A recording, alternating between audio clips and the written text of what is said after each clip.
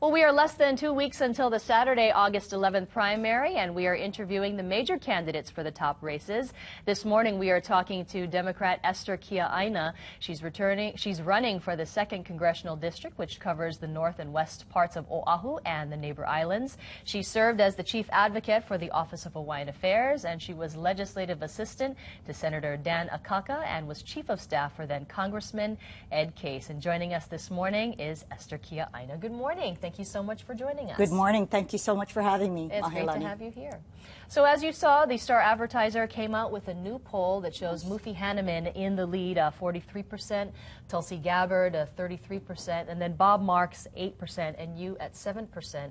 What do you think about those numbers, and how do you think you'll make up the difference by the time the primary comes around? Well, I think this is a very unusual election, and I think that the voters are going to be determining the final results of this election.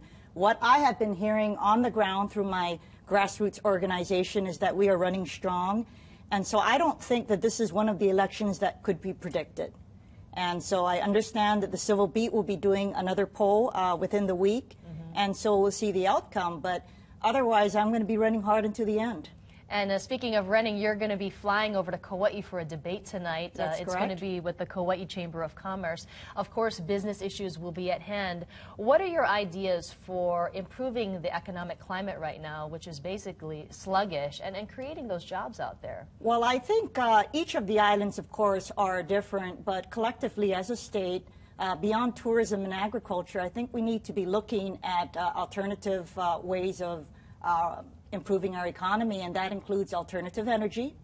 And because of Hawaii's increasing role in the U.S. Asia-Pacific region on national security issues, I think national intelligence is an area that we need to move toward. And by that, I mean the University of Hawaii and our community colleges should strengthen its national security programs. Now, obviously, you've spent many years dealing with Hawaiian issues, Native Hawaiian issues, and the Akaka bill has stalled in Congress for many, many years. Yes. What would be your idea for working with Republicans to move the bill forward? And in general, what form of governance do you support? Sure. Well, first of all, let me just say that I believe that there is a myth that national Republicans oppose the Akaka bill. A lot of the reason the bill has not passed is because of procedural rules in the U.S. Senate. So my strategy would be twofold. I will continue to work with our congressional colleagues to educate them about Hawaii's history. Second, I would engage in an administrative dialogue with the White House, the Departments of Justice, and the Departments of Interior on a form of negotiation with a future Native Hawaiian governing entity. And I think we are very fortunate that we have the state of Hawaii establishing a Native Hawaiian Royal Commission. With the Office of Hawaiian Affairs Assistance, I believe that we could work collectively as a state, as a people, with the federal government in collaboration to move forward toward a Native Hawaiian governing entity. So I support a nation within a nation model.